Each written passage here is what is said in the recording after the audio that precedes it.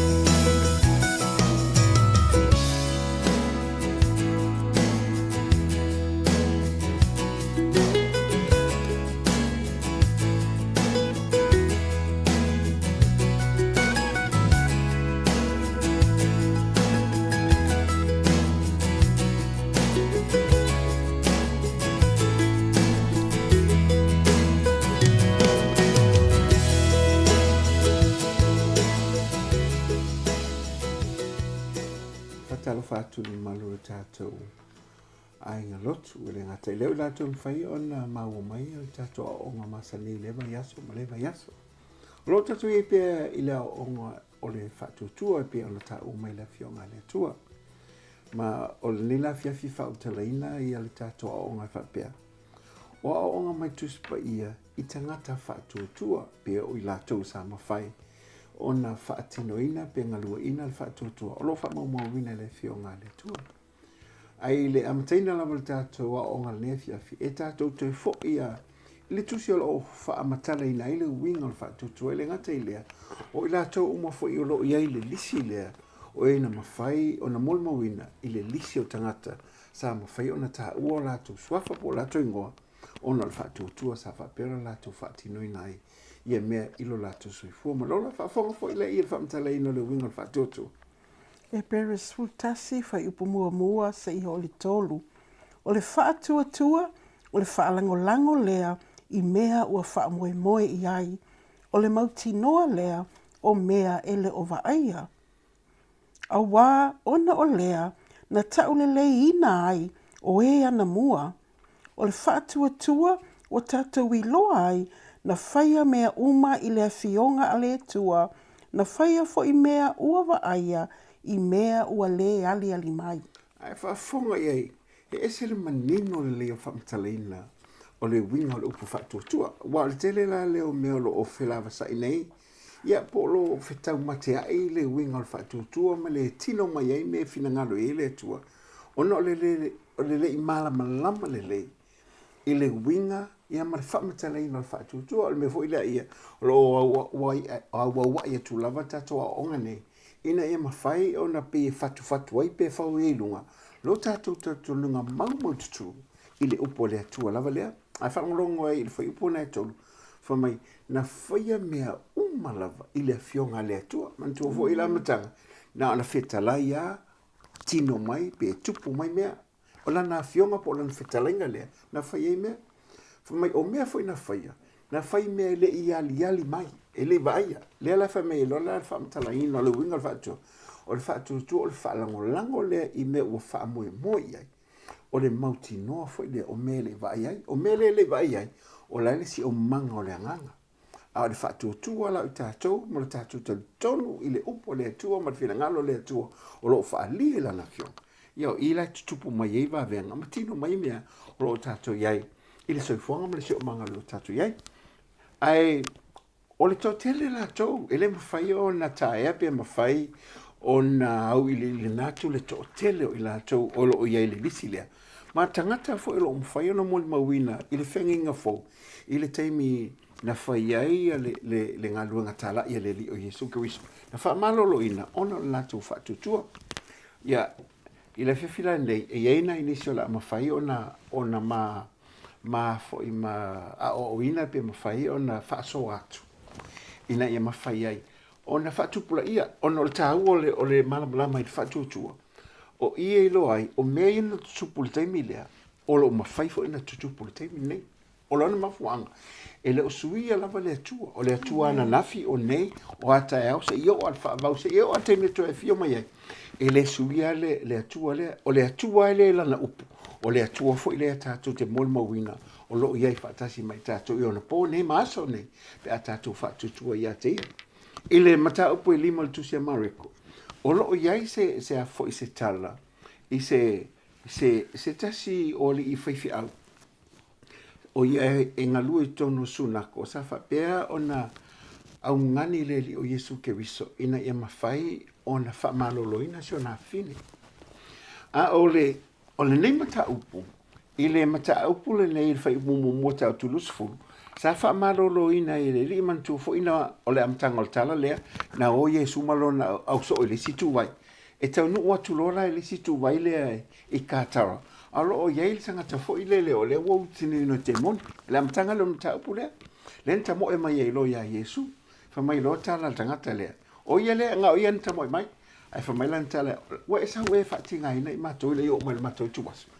Ia whatolo Yesu wai oe, mai o mato le keo, no nga to tele i mato, i tangolo leo Yesu, tuli ese. Ona fo i mai lo le situ vai, ia ai o mai lo lava iai. Ia ai saulo ia uro le la o mai i le sunako. Ia matatala no mai lo le li Yesu ke wiso whapea mai, le li ia, la ahoti se o lava fine. Mai e maliu mai, mai e whae e wa au ilunga ia tia, mai malo lo ai, o na ola i leo ia. O le upula lea, o te talo lea po lea ngani lea a iairu, i le li o Yesu ke wiso. Ina ia mawhai o na luatu, e whae e o na lima i lunga o na fine le o tingaina. Le ia se si mea na toi waba i mo le alofa whatama, ma toi ki tingaina si o na fine. Sau lo le whapa umai, ma whapea mai lantala, paua, ia iai o au lunga lo wa fine o na malo lo ailo ia. O whapea mai lo le whai upo e lusu mai whaatale su, mai o na la mali watu le mai a pita iane la, a o hanga ia tu whai upo lusu fu lima tos fufa. Ai a hanga i mai lo fine pun toto fu le mo lusu, a sfuma lua tau sang. Le na whapea ane na whaalongo, i mea ia le na tutupu ma venga ia whaieli. Whamai na whaalongo na whapea ane ila loto la o walo na alua i le ia. Whamai a o pai o na ia pai a toi lea, ele ngata na ia pai ana ia la ngona ina ia me o sui, ia ele ngata wala ngona. A ua mara olo wai, wana ilo mara olo, ale whamai le Yesu. O ina pai mai a tau, ia e whamai le so, o ia sauno mai ai mātou, pes e te whentalai mai tō tele tanga. A whapea mai lo le elfine, o aureni, whamai lo tala Yesu, whai upuna tō suma, lo wafa fine, o lo whatuotua. E lo whatuotua le li o Yesu. O le whatuotua o le tinale, whamai o lo whatuotua, wo e malolo, ina luia oi wo e manuia, mai e malolo i lo maitinga. E o la alvaenga lea, o le ufa alave lave i elfine lepe, o le ua whaine ma me poloka ili mananga lea ona i o. Ia na watu lo le i o le whale iailo. E umatu lo le whamarolo. A tau nu umai lo ma le a fo i male.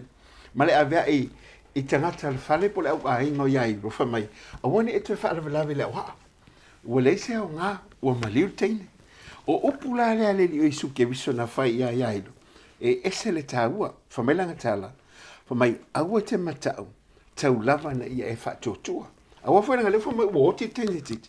O isa tama e toe a fo e toe a apape toe mafofo se si me pe whanongo mai le ua oti lo watali po lo wafin.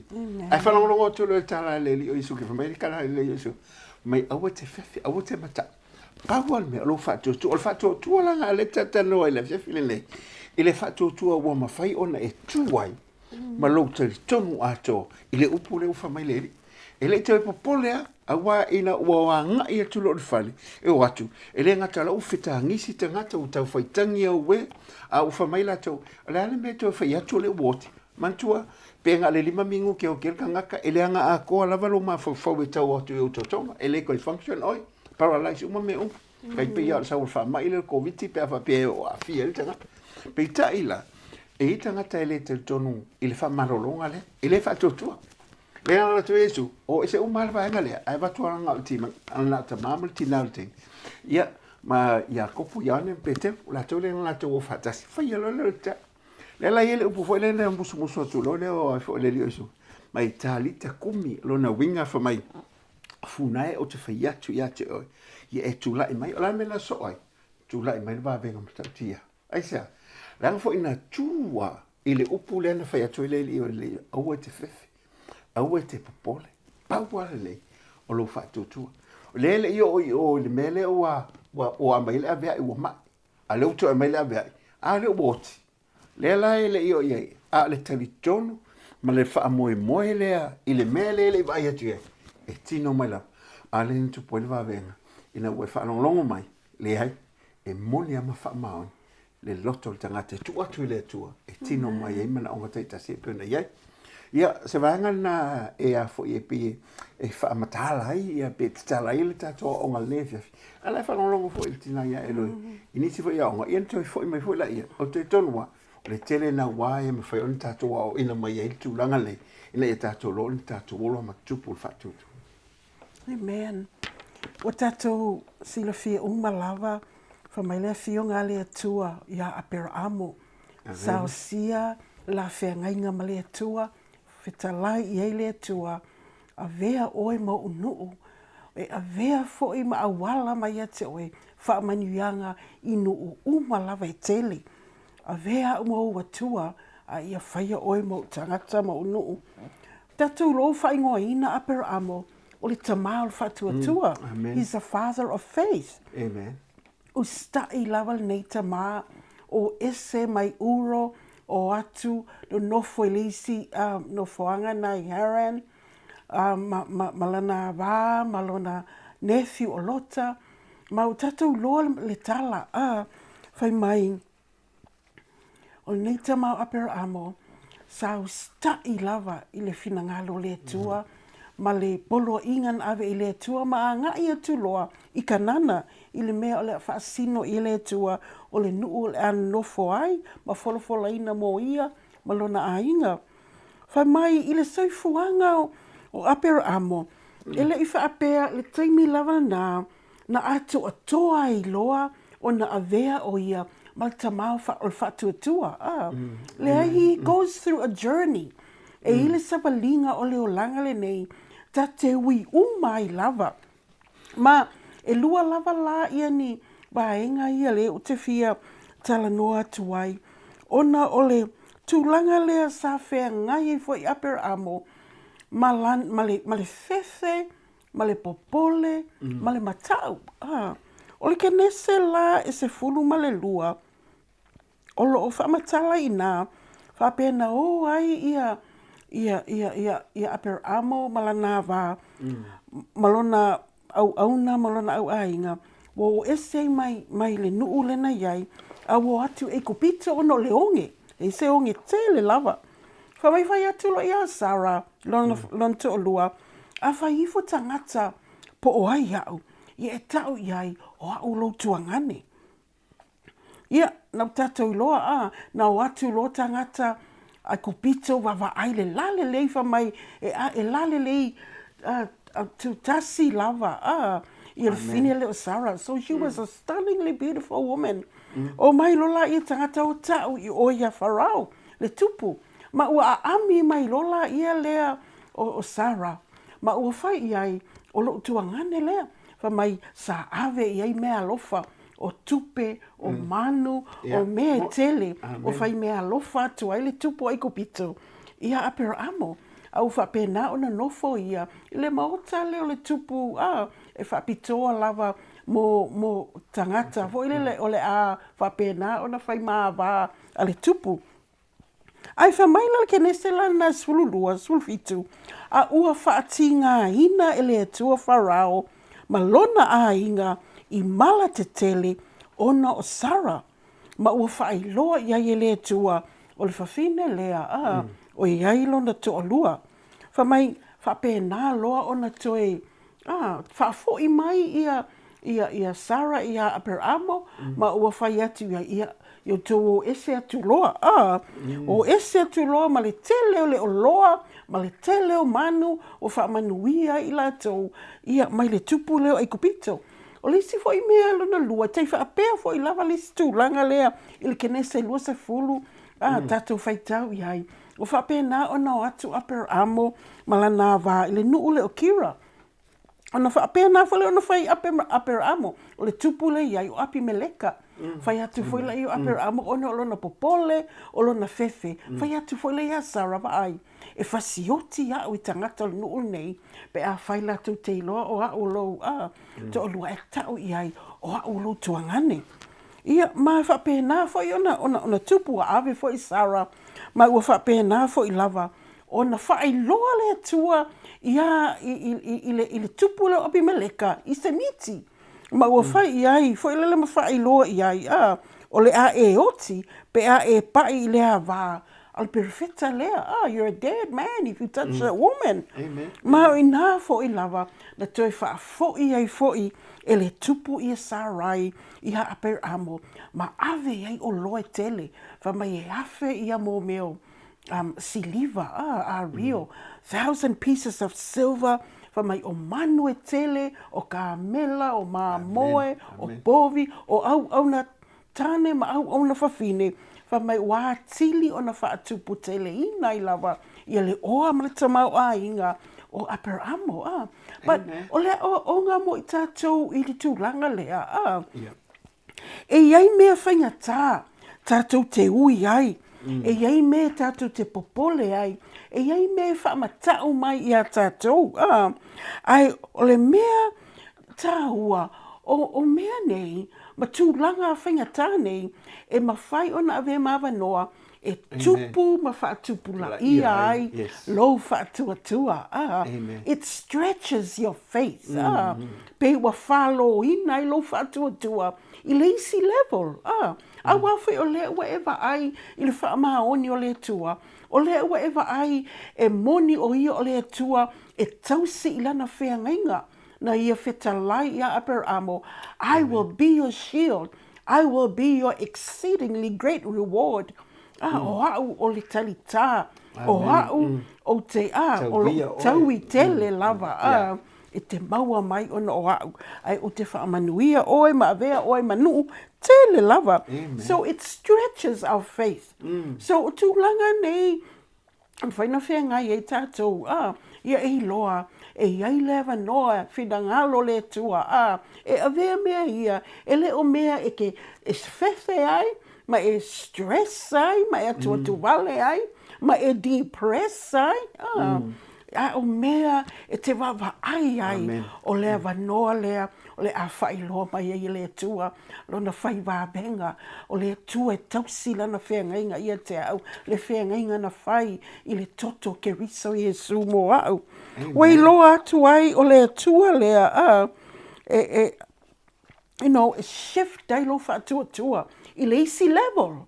A wā o te manatu, ana le hai mea nei na whengai ma aper amo. Malana sawalinga le na iai, na ia vai atu, oi, e ho i tupu, o tupu nei, o tupu le matau i le atua, ai na whetalai iai le atua, ona o ia, ma ua ma whaingo fia ia te ia, ona tupu tele lona whaatuatua, e tali tonu, ana whai ele tua el tūlanga lea, ma lesi tūlanga lea, ma lesi tūlanga lea na o ai, tuli loa tangata na ave lota malona a inga, te whaafoi mai ina o atu malana, mana au ona to tolu se lau, e whai wawenga lava lea tua. He will do it again and again and again. Amen. So, ole mea lea, e sele matango fie, awa, ole whaatuatua lea, ma whai ona la sia ia li stūlanga lea, wha mai lea tua ia e maua lo watali, maua ilo na malosi, e ui ina matutua o la tino masarai, awa maua whaatuatua, maua whanaua mai ila la tama, ia isa ako, o la whaatuatua fo i lava lea, ma lona loto lea ua, maua lunga lona whaatuatua, ona o le whaamaoni, ma le leo le lii, na mawhai ai, ona ia avelo nā talii, e hosi ele taulanga pe na whetalai le lii, a wā, talitonu lawan whaapea ifo sona loto, e whaia fo i ele tua, whaamaoni, ia se isi awala, e toi whaahola mai ai i sa ako. Amen. He's a man of faith. But we grow. This is how we grow in our faith. Ma whaatupula i o tātou whaatuatua, o mea tātou te samawali ai i leo langa. Sau lea lui tau, sau lea lui tau. Ma tātou te wawa ai tua. God has been faithful all this time. He will never leave me. He will never forsake me. Ai whafonga mai fo i le sawalinga lea. E tu sa lea sa valinga apera amo ma tātou uma. Yes. E tātou te malama lo le le tua. Ona whaingo fie leo leo sa valinga le. E le whaingo fie voi le easy. Au te whape atua. O se lu i tau le mawhai. Ona e wha moe ai le atua. Wa aune ngalo. Whamila mana fio ngā le atua. Se leo malo se leo fita o le ngango le atua tātou te mawhai ai. Le nganga le tātou te whatutua. E tutusa le leia le whatutua le ne whaolaina ai. Ma le whatutua i mele o aia mo le tātou soifuanga ma le ola nei. Mana tu au ni ngalo i tātou. Ina o amata foi na alu sa valinga apal amo o matu lelu i tau manu malo mai ai whaali e lelo fo le atua.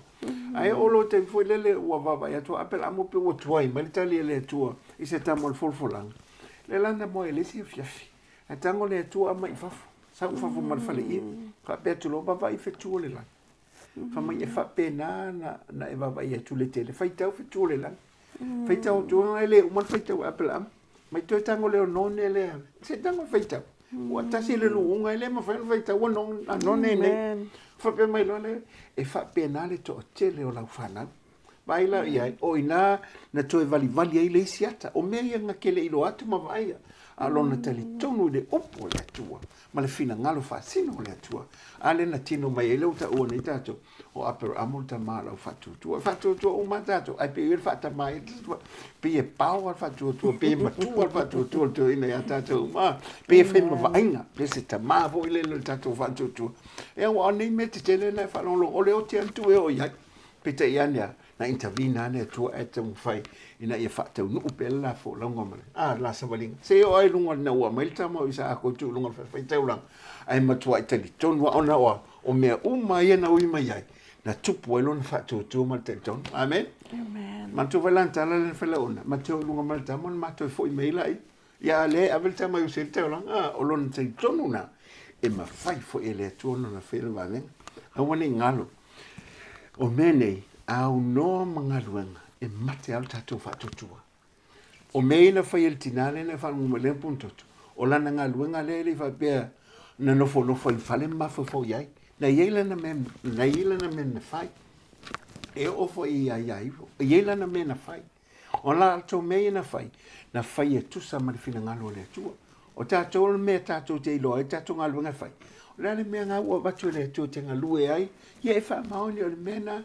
Ai le olo walu se me te iloa, ai le o se mea mai le tuan mele, e te sa ili lana fionga. Awa e sao ale upule.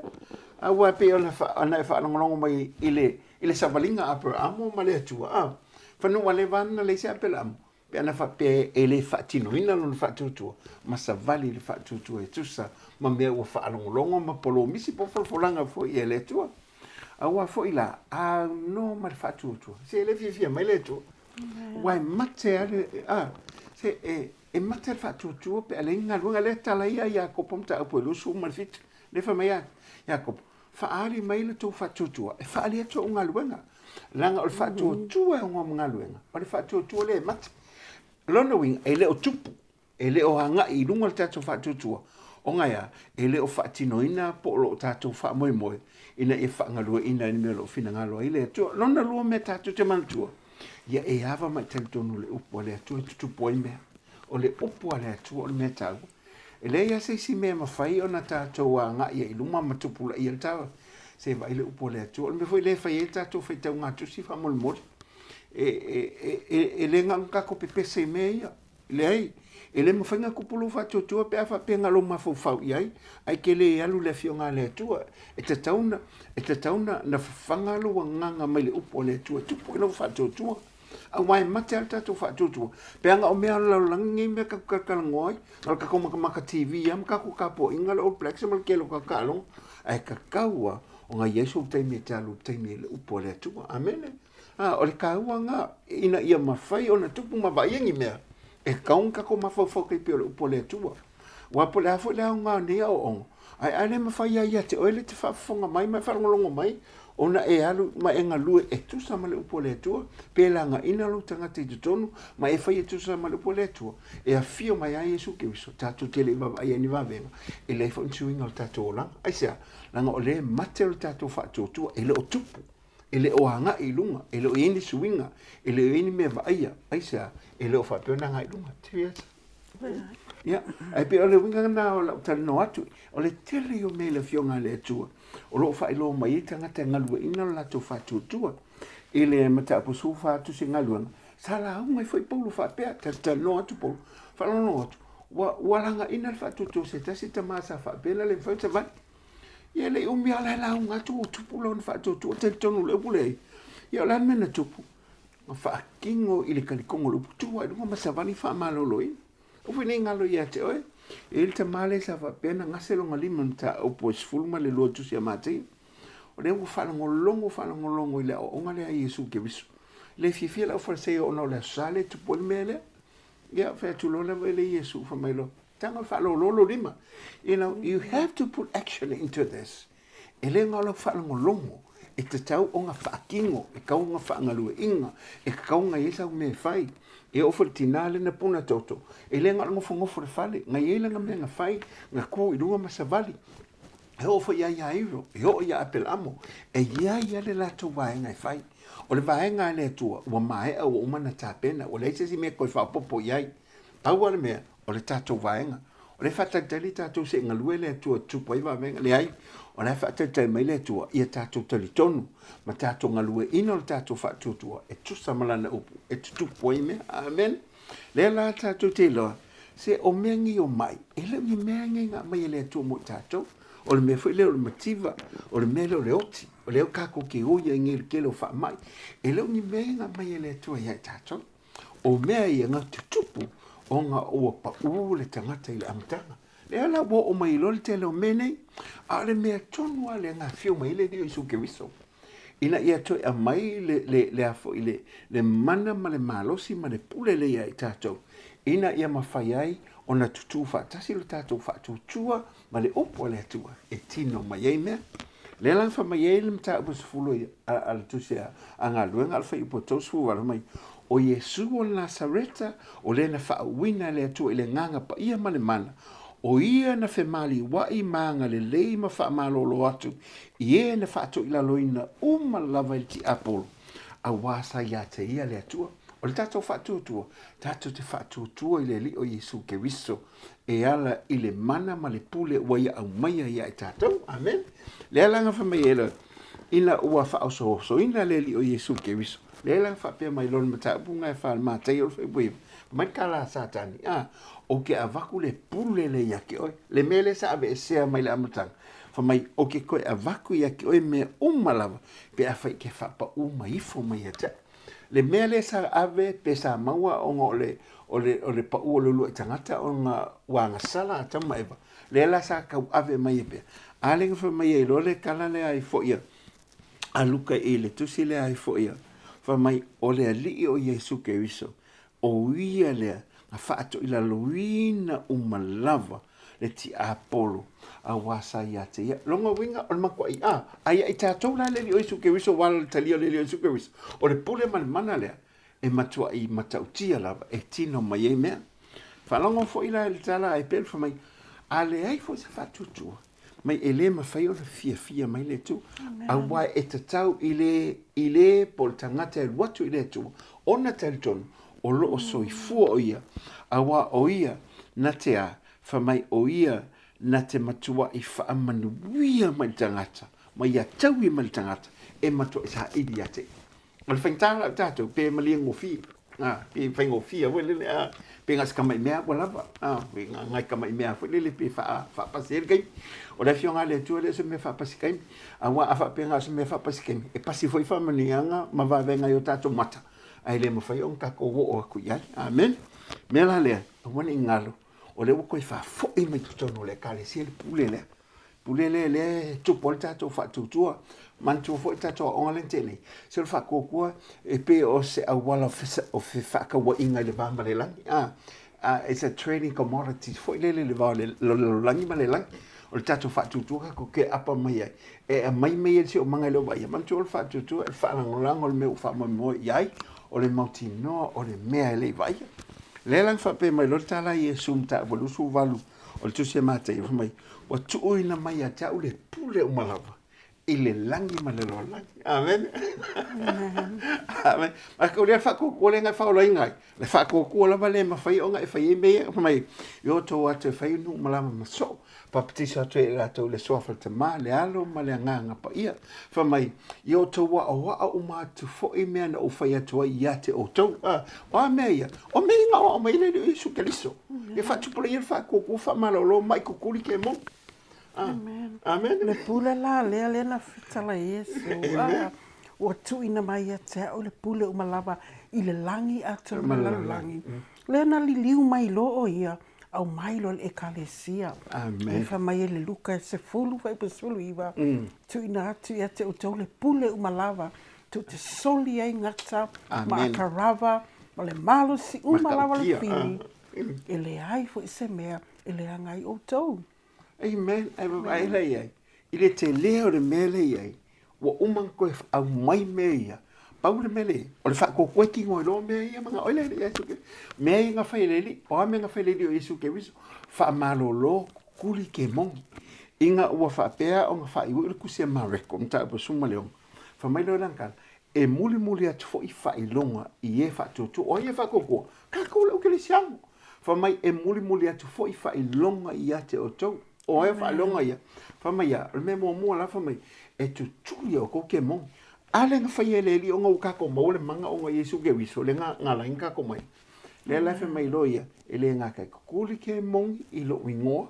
Ai wha mai ia. E tau te tau tala fo i ngā ngana fo. Amen. E le ngā kai ngā wha mai ia. Wha mai. A kango o ko se ngaka le a whai. A kango fo ingu se me o ngai le oki ai.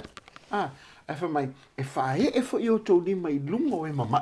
Ma wha malolo. Amen. O mwhainga whai lea, e le whai e le mawhauwhau, e le whai o nia o onga se e kālesia, e whai onga o le tautonunga ma le whatuatua, e ala le upu ma le fionga le tu. Amen. Ia le tu, amen. E se me koe whauwhau, ia. E vai le, a whai unge e fiafi. Ma tua fo ila, e ele level of faith, ma koe wha mai, no faith, little faith, great faith, le leis whatuatua, whakukoi kikiki, ma le whai kukua kele. Se pe a fo le me fo le alungo le lisi. Le ua kako i kokongo le lisi. A le kango e press le me fo le po le level le kia ia. Po level 1, level 2. O le ala kako i o mai kongo fa ko kwanga, kako kan kongo le so ko. So le kwa ko kong pa wal me le ko. O le activate lo me e press. Ka kele lo kako el wa kwala le level 1. No faith. Le ya fa ko. Level 2, little faith. Mal great faith. E ke lo le leia, ale o minga le wha mau lea. E le mawhai o ngā i lunga i le lifi le mea ke mga oe. E le mwhainga ko o i lunga le mea le whinga lo i le levo le kau ke. Pe ale o mea pe activating o kako whako ko e ale upu. Ale atu, ale whatutua. O le whalangolango le mea ua wha moi ai. O le mautinole o le mea le vaia. O le ale mea ngaki wha moi ai. Wha moi se mea lo i le fionga le li molo le mo le tato monuia. Ia fa mani tele le tu mo e mo ne yasu anga lele tu le fa longo a woni ngalo ia te o le upo ale tu ta tu te manu ia la fa tu ia te ia mani tele so fa ta to li su ke viso ia mani tele le tu waso ono ia lava wa ave i toile ni fa mo amen amen